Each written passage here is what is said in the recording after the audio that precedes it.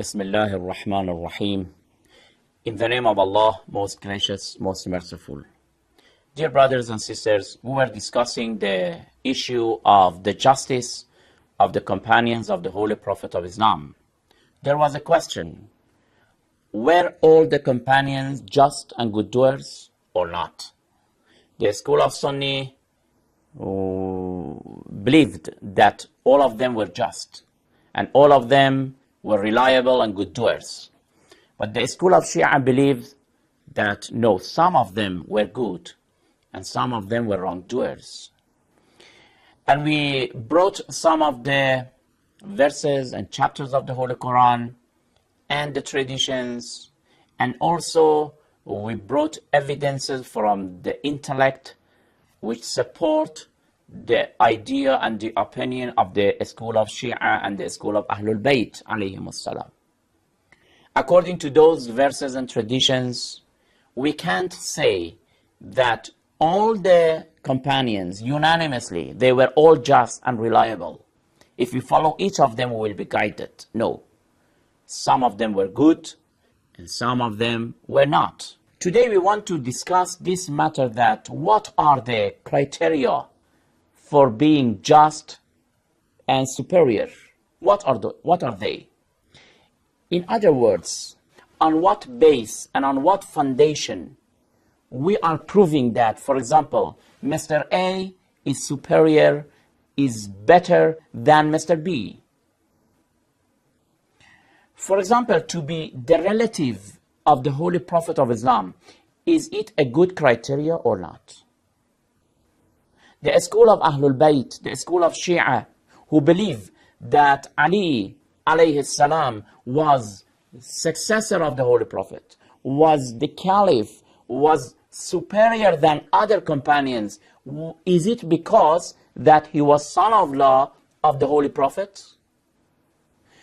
Is it because that he was the cousin of the Holy Prophet of Islam? Is this relationship a criterion for Ali? The answer is negative. Of course not.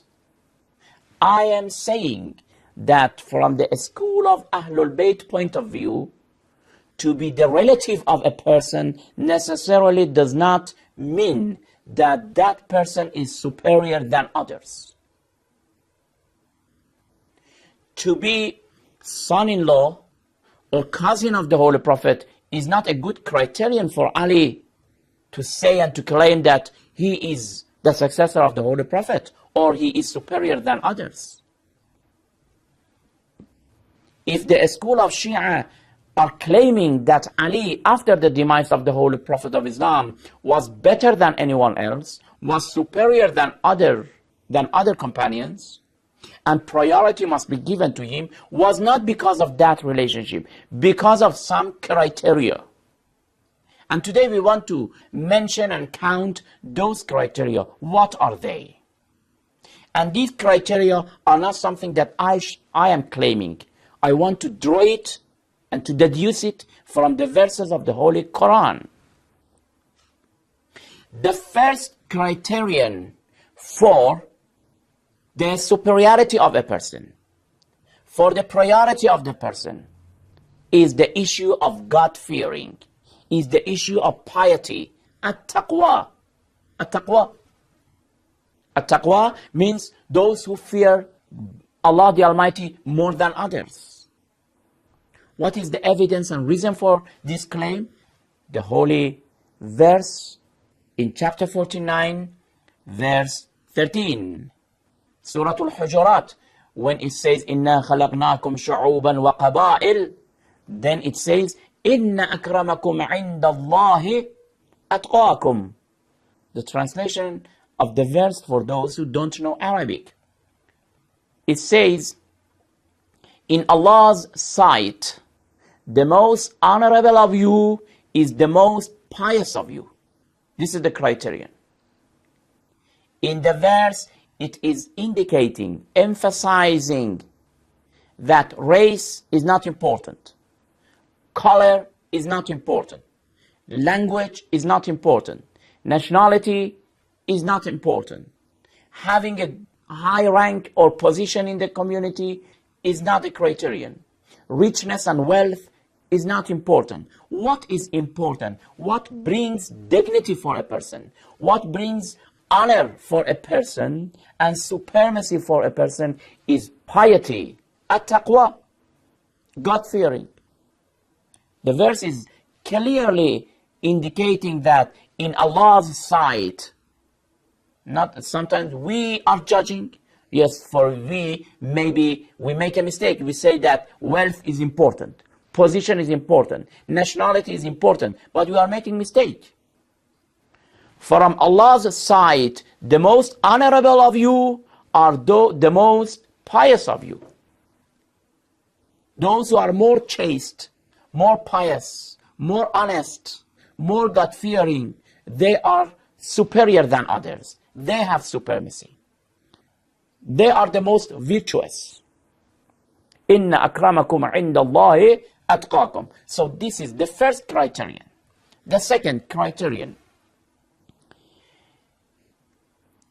Here, before to mention the second criterion, I have to refer, when I said relationship with the Holy Prophet of Islam is not a good criterion, I have to draw your attention to chapter 111.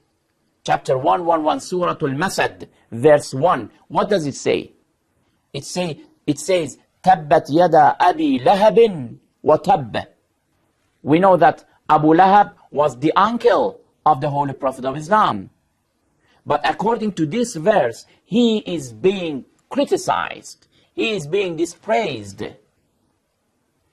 Allah subhanahu wa ta'ala in that verse, Tabbat yada Abi Lahabin wa Tabb, it says, may perish both hands of Abu Lahab, and may perish he himself. Why? He was the uncle of the Holy Prophet. Yes, to be the uncle of the Holy Prophet is not a good criterion. Piety is important. God-fearing, and Abu Lahab was not God-fearing.